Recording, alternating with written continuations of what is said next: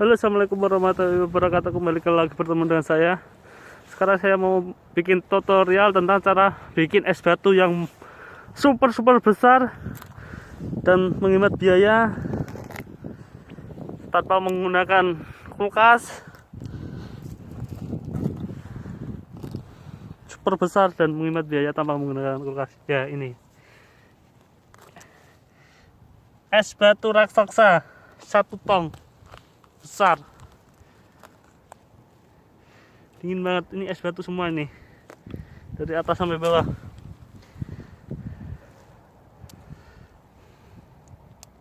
Gak usah beli kulkas dan gak akan pakai listrik, cuma taruh air di depan rumah aja bisa jadi es batu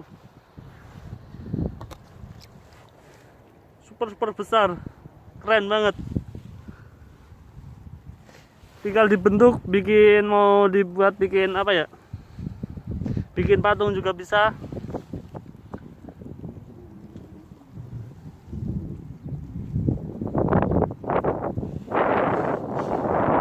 Oke, udah dulu.